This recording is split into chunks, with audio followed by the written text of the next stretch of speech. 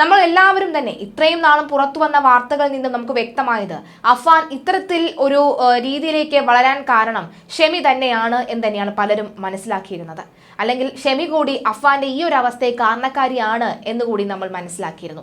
എന്നാൽ ഇപ്പോൾ ഷെമി അതെല്ലാം തുറന്നടിച്ചുകൊണ്ട് അഫാൻ എന്ന വ്യക്തി അല്ലെങ്കിൽ അഫാൻ എന്ന മകനെ കുറിച്ച് ഷെമി തുറന്ന് പറയുകയാണ്.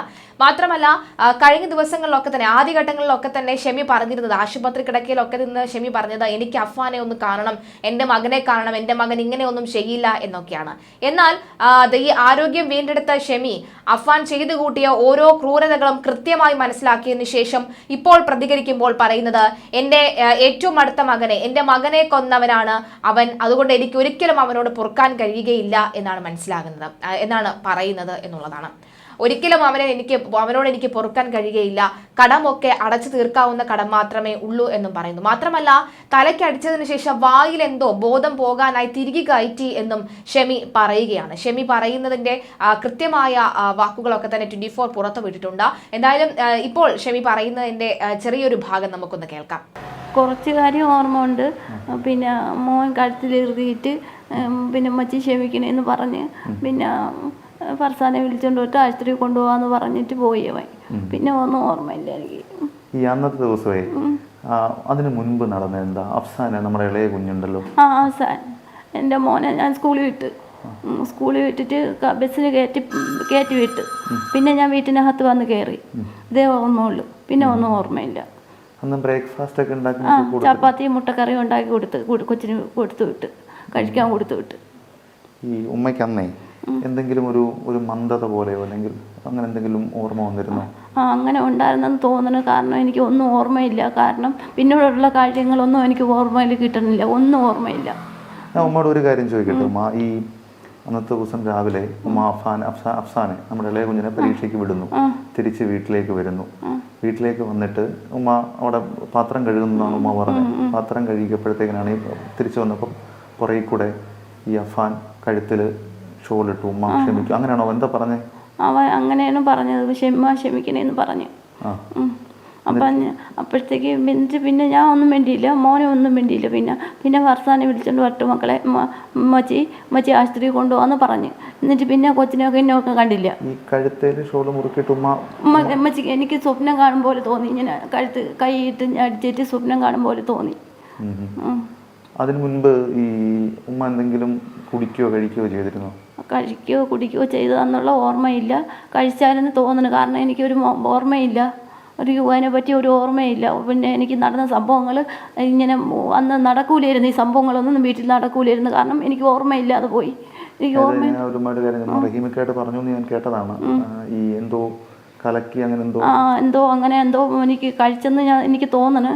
കാരണം പിന്നെ എനിക്ക് ഒന്നും ഓർമ്മയില്ല അതിനെപ്പറ്റി. ചായ കുടിച്ചിരുന്നു? ചായ കുടിച്ചായിരുന്നു.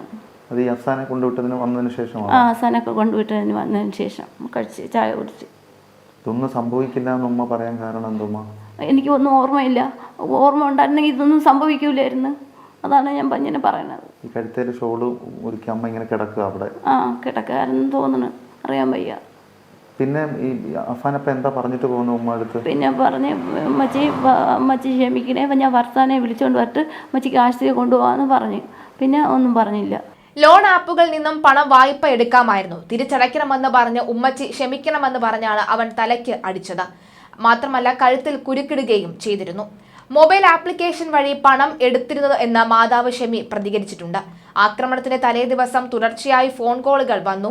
വീട് വിറ്റാൽ തീരുന്ന പ്രശ്നം മാത്രമേ ഉണ്ടായിരുന്നുള്ളൂ, അത്രയ്ക്കും വലിയ കടങ്ങൾ ഉണ്ടായിരുന്നില്ല എന്നും ഷെമി പറയുകയാണ്. തങ്ങൾക്കുണ്ടായിരുന്നത് 25 ലക്ഷം രൂപയുടെ ബാധ്യത മാത്രമാണ് എന്നാണ് ഷെമി പറയുന്നത്. കൂട്ടക്കൊലപാതക ദിവസം 3 കൂട്ടർക്ക് പണം തിരികെ കൊടുക്കാമായിരുന്നു. ലോൺ ആപ്പിൽ വായ്പ തുക തിരിച്ചടയ്ക്കണമായിരുന്നു. 50,000 രൂപ ബന്ധുവിന് തിരികെ കൊടുക്കേണ്ടത് 24,000. ജപ്തി ഒഴിവാക്കാൻ സെൻട്രൽ ബാങ്കിൽ പണം തിരിച്ചടയ്ക്കേണ്ടതും 24,000. ഇക്കാര്യങ്ങളിൽ അഫാൻ അസ്വസ്ഥ ആയിരുന്നു എന്നാണ് ഷെമി കൂട്ടിച്ചേർത്തത്. 24-ാം തീയതിയാണ് ഈ സംഭവ വികാസങ്ങളൊക്കെ തന്നെ നടന്നത്. ഫെബ്രുവരി 24-നാണ് ഈ സംഭവങ്ങളൊക്കെ തന്നെ നടക്കുന്നത്.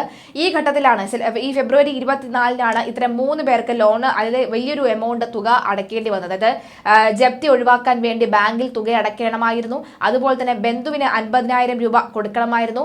അങ്ങനെ ലോൺ ആപ്പ് വഴി എടുത്ത തുക തിരിച്ചടയ്ക്കണമായിരുന്നു. ഇതെല്ലാം 24-ാം തീയതിയായിരുന്നു. അതുകൊണ്ട് തന്നെ ഇതൊക്കെ തന്നെ എങ്ങനെ തിരിച്ചടയ്ക്കുമെന്നുള്ളൊരു ഭയം അഫ്വാനിൽ ഉണ്ടായിരുന്നു എന്നാണ് പറയുന്നത്. കൂട്ടക്കൊലക്കേസിൽ പ്രതിയായ മകന് അഫ്വാനെതിരെ ആദ്യമായാണ് അമ്മ ഷെമിയുടെ പ്രതികരണം, ഇത്രയും തുറന്നടിച്ച പ്രതികരണം വരുന്നത്. അഫ്വാൻ കഴുത്തു നെരിച്ച തല ചുമലിനിടിച്ചെന്ന് അവർ കിളിമാനൂർ SHOയ്ക്ക് മൊഴി നൽകിയിരുന്നു. മുൻപ് കട്ടിലിൽ നിന്ന് വീണുവെന്നാണ് ഷെമി ആദ്യം പറഞ്ഞിരുന്നത്.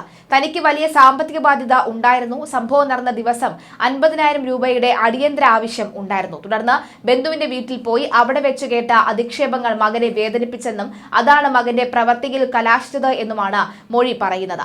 ആത്മഹത്യ ചെയ്യാൻ നിശ്ചയിച്ചതായും അതിനായി ഇളയ മകനുമൊത്ത് യൂട്യൂബിൽ വീഡിയോകൾ കണ്ടിരുന്നതായും ഷെമി പറയുന്നു. ഷെമിയെ വെഞ്ഞാറമൂട് കുറ്റിമൂട് പ്രവർത്തിക്കുന്ന സംരക്ഷണ കേന്ദ്രത്തിലാണ് താമസിപ്പിച്ചിരിക്കുന്നത്. എന്നാൽ ഈ പിതാവിനെയും അഫ്വാനെയും ഒരുമിച്ചിരുത്തി ചോദ്യം ചെയ്തു നടക്കമുള്ള വാർത്തകൾ വന്നത് അത് തെറ്റാണ് എന്നുള്ളൊരു കാര്യം പറഞ്ഞിരുന്നു. എന്തായാലും നിലവിലെ സാഹചര്യത്തിൽ അഫ്വാനുമായി ബന്ധപ്പെട്ടുള്ള അതീവ നിർണായകമായ വിവരങ്ങൾ തന്നെയാണ് ഷെമി പുറത്തുവിട്ടിരിക്കുന്നത്. ഈ ഘട്ടത്തിൽ ഷെമിയുടെ വാക്കുകൾ നമുക്ക് ഞെട്ടലോടുകൂടി അല്ല നമുക്ക് കേൾക്കാൻ സാധിക്കുകയില്ല. ഉമ്മ ഈ കാര്യങ്ങളൊക്കെ അറിയുന്ന എപ്പോഴാണ്? പിന്നെ അറിയുന്ന വൈകുന്നേരം. എന്താ ഉമ്മ ആദ്യം ഇങ്ങനെ ഉമ്മയുടെ ഓർമ്മയിലുള്ള എന്താ? ജനലിൽ അടിക്കുന്നത്, കമ്പി വെച്ച് ജനലിൽ അടിക്കുന്നത്, പോലീസുകാർ വന്നിരിക്കുന്നത്. പിന്നെ ഒന്ന് ഉമ്മ എടുത്തിട്ട് അങ്ങ് ആശുപത്രിയിലേക്ക് പോകുമായിരുന്നു. പിന്നെ അടുത്ത ആശുപത്രി കൊണ്ടുപോകായിരുന്നു. ഉമ്മയ്യേ ഞാൻ ഈ ഉമ്മയോട് വീണ്ടും വീണ്ടും ഇത് ചോദിക്കുന്നത് വേറൊന്നും കൊണ്ടല്ല. നമ്മൾ ഈ പലതരത്തിലുള്ള കുറ്റപ്പെടുത്തലൊക്കെ നിങ്ങൾക്കെതിരെ ഉണ്ട്, ഉമ്മയ്ക്കെതിരെയുണ്ട്, വാപ്പായ്ക്കെതിരെയുണ്ട്. ഇപ്പം നമ്മളതിൻ്റെയൊക്കെ സത്യാവസ്ഥ നിങ്ങൾക്കും അഫാനും മാത്രമാണ് ഇതൊക്കെ എന്താണെന്ന് അറിയാവുന്നത്. അതുകൊണ്ടാണ് ചോദിക്കുന്നത്.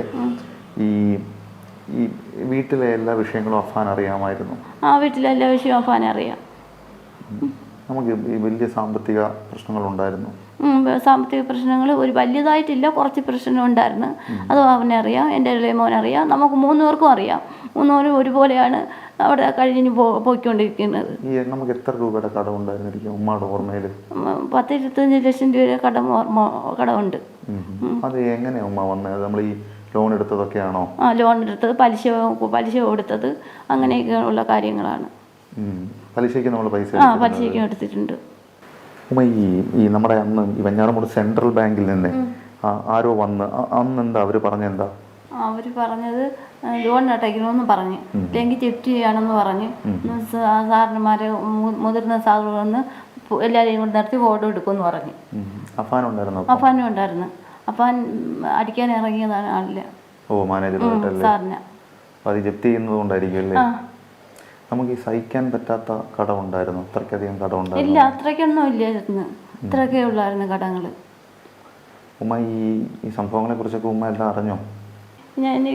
എനിക്ക് എൻ്റെ കൊച്ചു അതൊക്കെ ചെയ്തതെന്ന് എനിക്ക് എന്നെ കൊണ്ട് വിശ്വസിക്കാൻ പറ്റുന്നില്ല. അത് വിശ്വസിക്കാനൊക്കെ അഫാൻ ഉമ്മയോട് വല്ലതും പറഞ്ഞിരുന്നോ? എന്തെങ്കിലും ഇങ്ങനത്തെ പ്രശ്നങ്ങളെ കുറിച്ചോ എന്തെങ്കിലും ഒരു കാര്യത്തെ കുറിച്ചോ? ഇല്ല, ഒന്നും പറഞ്ഞില്ല.